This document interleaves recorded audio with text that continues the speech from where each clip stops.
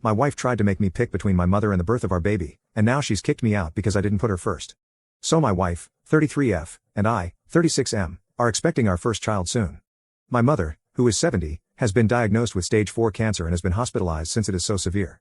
Doctors say she will not survive since treatments aren't working well for her. My dad passed away when I was really young, and my mom took care of me while working 2 jobs so that I could have a good life. I feel I owe everything to my mother, and I bought her a house and whatever she needed so that she could live her older years well since we had to struggle so much. Well, when I got home from work and visiting my mom, my wife and I were talking, and she asked, if you got a call that I was in labor or your mom only had minutes left, who would you pick? I told her I would pick my mom. She asked why, and I explained that I wanted to be there to say goodbye to my mom since I would never see her again, and so she would have somebody there in her final moments. She got mad and said, what about me and our baby?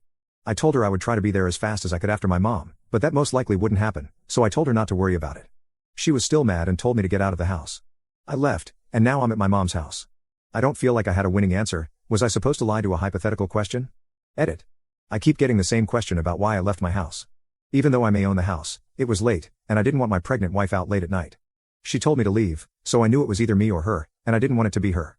Yes, I have taken off work to comfort and help her in any way she needs during this pregnancy, and I do not put her second.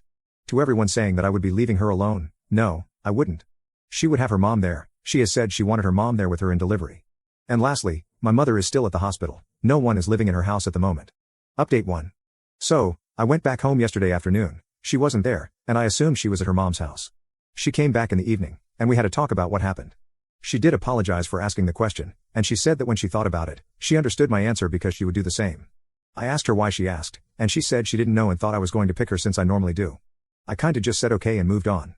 I did tell her I want marriage counseling after or even before the baby is born. She asked why, so I told her how I felt, and she denied it and wanted proof. Then she started crying and got mad and told me to sleep in the guest room instead of kicking me out, so I guess I got a win there. Anyways, she also told me that she no longer wanted me in the delivery, which I was fine with. I understand to an extent where it's coming from. Thanks for the advice y'all gave, some good and bad advice, and sorry if my comments came off as mean. Update 2. Hello everyone, this will probably be my last and final update. I've read a lot of your comments, and I did apologize, not for bringing up marriage counseling, but for the timing I brought it up, and that I did show her proof. She forgave me and told me I was still not going to be at the birth of our child. I said to her that it was okay and that I had accepted it, and I wasn't going to fight her on her choice. I did tell her that I think she and I both need some space before the baby comes, to which she agreed. I told her I would leave, and that she could have the house, and that if she needed anything, to call or text me. No, I'm not at my mother's house.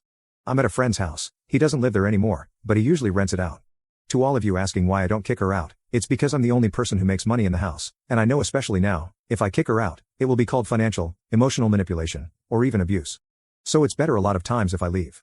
Yes, I do plan to go back home when the baby is born, and to someone who asked, I do plan to take paternity leave. No, she does not know where I'm at. She didn't ask, so I didn't tell, mainly because her family would be knocking on my door.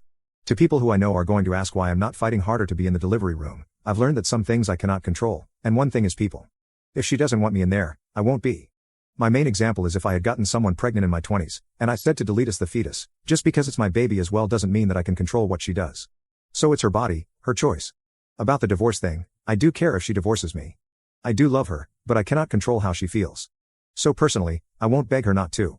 I will suggest that we get help, but if she doesn't want to, then that's fine. I'm secure.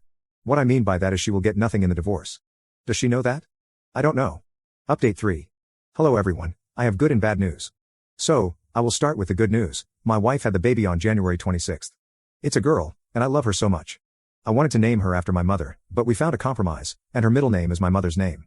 To address the questions I'm going to get about whether I was in the delivery room, I was not.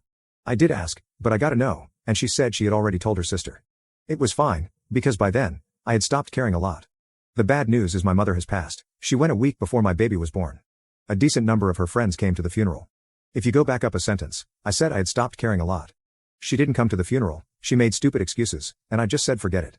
It was nice, though I am mad that she wasn't there when I needed her. So, I haven't been talking to her much so I won't yell at her. We talk about the baby and her, and other than that, we don't talk. I'll bring up marriage counseling in a few weeks, but for now, I'm going to enjoy my baby and love her.